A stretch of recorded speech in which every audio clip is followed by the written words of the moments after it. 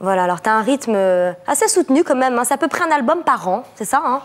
Ouais, je calcule pas, mais j'essaie de faire... C'est à peu près ça, c'est quand même pas mal. Il paraît que tu prends quand même ton temps. J'ai entendu dire qu'il te fallait à peu près, oui, 1 an. Et surtout... Je suis un besogneux, moi. Ouais. Tout n'arrive pas comme ça du ciel. Il faut que je lutte. Mais en tout cas, je fais de la musique tous les jours et c'est une grande passion et j'ai beaucoup de chance d'être là encore aujourd'hui. Tu as l'impression d'avoir beaucoup lutté? Oui. C'est pas beaucoup lutter, c'est juste que je travaille énormément. Il y a des gens pour qui c'est arrivé d'un coup. Moi, j'ai fabriqué les disques, j'ai monté mon label, ensuite j'ai été les distribuer dans le monde entier, j'ai construit mon image petit à petit. C'est pour ça que je suis encore là aujourd'hui, parce que l'image reste et je sais pas, il y a plus des explications. Ça, il a la magie.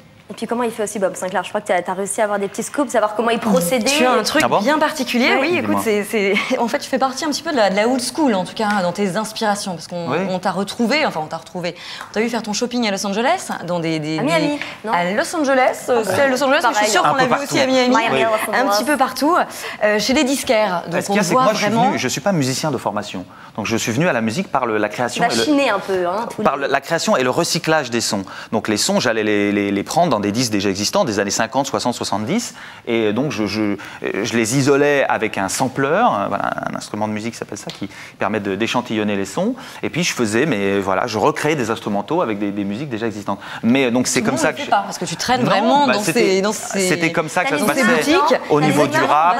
On va les voir. Ça se passait comme ça, et puis j'utilise toujours ces méthodes pour créer ma musique aujourd'hui. On regarde tout de suite. On a fait des petits achats. Il fut un temps, je repartais avec 200 vinyles. Ben, je repars avec 15 CD. Tu vois, les temps changent. Tu vois, c'est magnifique, hein. Voilà, ici, tu peux rester des jours et tu ne trouveras jamais 2 fois la même chose. Et surtout, il y a des disques à $1. Donc, tu vois, tu peux prendre plein de choses et t'inspirer de plein de choses. Et tu peux les rendre. Donc, la rachète pas à $1. J'adore. Bon alors, là, on est dans un magasin incroyable. Hein. Les CD à $1 et en plus, tu rends les disques. Non, parce que c'est pas la crise, c'est qu'en fait, tu peux pas écouter sur place. Donc, j'achetais des disques à $1 comme ça. J'achetais 200, 300 disques. J'écoutais de la musique que j'avais pas l'habitude d'écouter ici. Et ensuite, je les revends. Ils me le reprennent moins cher. Donc, finalement, ils gagnent de l'argent. Mais c'est comme ça que j'écoute et je m'inspire de beaucoup de choses. Et pourquoi 200 vinyles à l'époque et aujourd'hui 15 CD? Parce que les vinyles, il y avait des... J'ai dit ça, je dis tellement de conneries. Ah, tu sais pas pourquoi? Alors justement, on parlait de la crise, mais là, on va en parler plus sérieusement. Est-ce que toi, c'est quelque chose qui t'a beaucoup handicapé dans ta musique, cette crise dans la musique? La crise. Alors, tu parles du téléchargement gratuit ou de la crise en général? Non, la crise du téléchargement gratuit dans l'industrie musicale, alors, évidemment. On peut l'aborder sous 2 aspects différents. C'est-à-dire que l'aspect de dire, voilà, je fais de la musique et je la donne gratuitement. Donc là, tu peux paraître un petit peu lésé en disant, moi, j'investis beaucoup d'argent. Mais ma musique se partage énormément dans le monde entier. Ça me permet de faire des dates de DJ, donc d'aller jouer, produire sur scène partout, en Inde, en Thaïlande, je dis par ça, mais de découvrir beaucoup de nouveaux pays. Et sans YouTube, sans toutes les chaînes, sans téléchargement illégal, ça pourrait pas exister. Voilà. En tout cas, ce qui est curieux, c'est que les gens préfèrent télécharger gratuitement la musique et en même temps aller dans des clubs à Ibiza et payer l'entrée des clubs 60, 70, 80, 100 € l'entrée. Oui, c'est juste dingue ça. Sans consommation, sans rien, juste pour rentrer dans un club et voir le DJ jouer ses musiques. Bon, voilà, c'est une nouvelle économie. En parlant d'Ibiza, donc il y a une nouvelle économie qui s'installe. En parlant d'Ibiza, je te coupe 2 secondes, est-ce que ça reste le lieu indétrônable de la fête? On m'a parlé des pays de l'Est. C'est la Mecque. Est-ce que c'est vrai? C'est la Mecque. Ah non, Ibiza, tout le monde se réunit. Il y a toujours cet esprit hippie.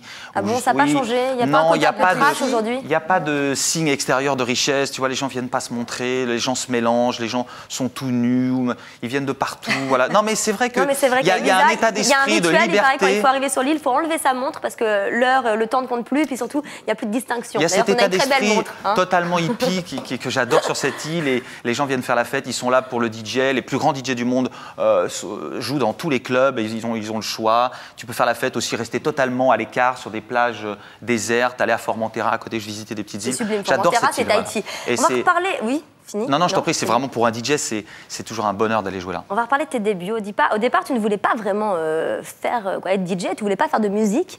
Tu voulais faire quoi au départ, quand tu étais vraiment non, petit alors garçon? Au départ, tu veux dire, oui, quand je pensais que j'avais du talent, c'est ça? Voilà. Non, j'aurais adoré faire un sport de haut niveau. En fait, voilà, j'aurais adoré être sportif professionnel. Oui, tu faisais du foot. Mais j'aurais voulu, moi, c'était faire du ski l'hiver, faire du surf des neiges, voilà, faire des photos pour des magazines, faire des sauts, des trucs incroyables. Et puis l'été, faire de la planche à voile, le disque nautique. Voilà, moi, je voulais faire ça, toi, vivre comme un hippie. Déjà des ambitions. Non, ou jouer au tennis. Oui, je m'en foutais de gagner de l'argent. C'est pour ça que j'ai fait de la musique. Enfin, au départ, il n'y avait pas d'économie dans le disque. J'ai dit à ma mère, quand j'ai dit à ma mère, je veux faire de la musique, je ne suis pas musicien. Voilà, je lui ai pas dit, il y a de l'argent à gagner. Je lui ai dit, il n'y en a pas, mais c'est pas grave, c'est ce que je veux faire. Alors, au départ, tu t'appelles Christophe, quoi, au départ. Tu t'appelles toujours d'ailleurs Christophe Le Friand. Pourquoi ce pseudo Bob Sinclair, ça vient La réponse est dans le nom que tu viens de préciser. C'est-à-dire que ça n'a, enfin, Christophe Le Friand, je respecte mon nom. Non, tu aurais pu t'appeler, je sais pas, Chris the Fry. Non, ça fait rêver personne. Non, laisse tomber.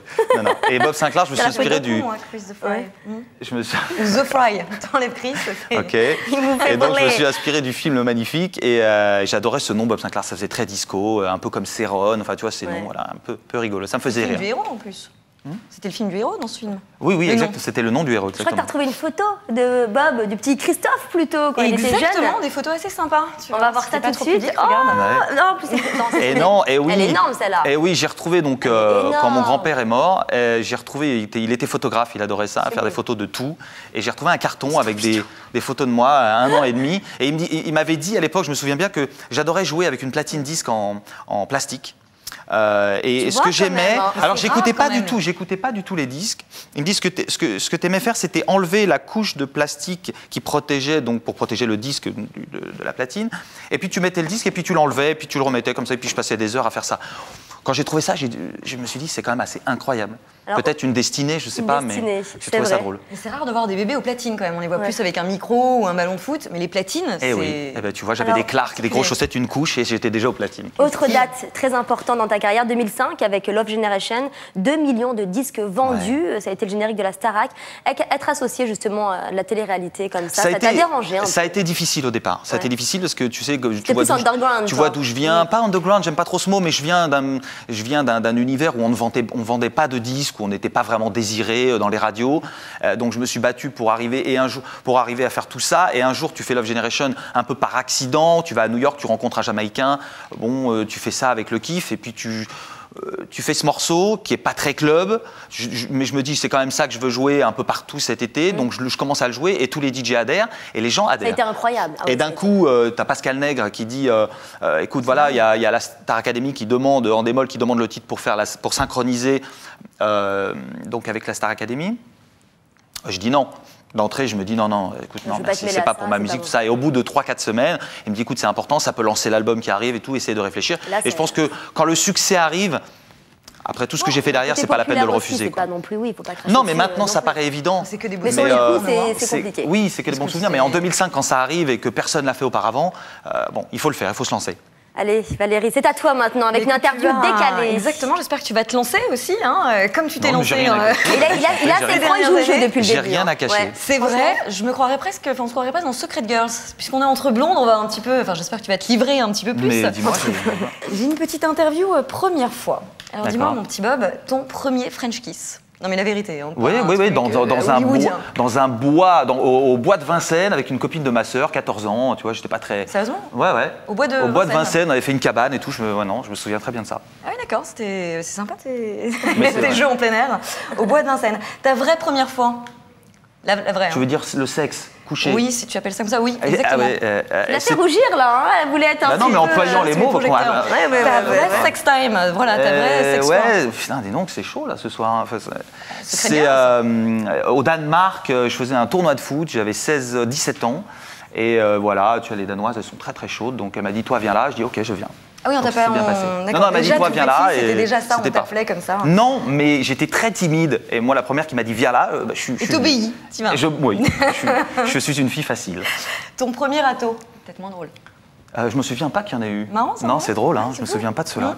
Bon, t'es sûr ? Non, mais ça devait être avec des copines de ma sœur. Justement, on a retrouvé. Ah bon, on a retrouvé celle avec qui j'ai... Ta première cuite, la vilaine. Alors, je vais t'expliquer quelque chose. Il est sain.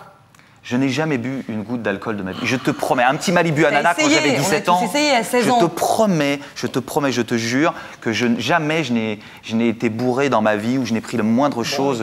Sinon, il y aurait une photo que tu pourrais sortir ou quoi que ce soit. Tu peux interroger mes amis, mes meilleurs amis. Non, moi, la première fois que je suis arrivé dans un club, j'ai vu ce mec là au platine qui faisait danser les gens. Et j'ai dit, voilà, cette dynamique, le mec il scratchait, il faisait plein de choses, il dit, mais à voilà, 15 ans, lycée, non, rien, d'accord. J'étais ça, j'étais pas d'un ennui, j'étais d'une tristesse. Allez, c'est bientôt la fin, malheureusement. C'est vraiment triste. Non, on avait plein de choses à dire, mais tu sais quoi, on va dire la vérité, on est en direct, je dis la vérité, on avait prévu mais beaucoup plus de questions, mais malheureusement le temps passe très vite. Non, on m'a dit, il y a une heure d'émission sur toi, ta vie, ton œuvre, là, exactement. On me chipe dans cette émission. C'est vrai, t'as raison, il va falloir que tu reviennes, on va faire partie 1. C'est pas grave, c'était partie 1, on va refaire une partie 2 très prochainement avec toi. On va finir avec cette guerre légendaire entre DJ. Vous faites partie du trio, quoi. Tu fais partie du trio avec Martin Solveig et David Guetta, qui s'exportent aux États-Unis, partout dans le monde. Vous êtes les plus médiatisés. Il y a une guerre. Il y a vraiment cette espèce de petite rumeur, une petite guerre de compétition. Est-ce que c'est toujours le cas ? Une émulation, si tu veux, oui. Quand tu chipote pas sur les mots.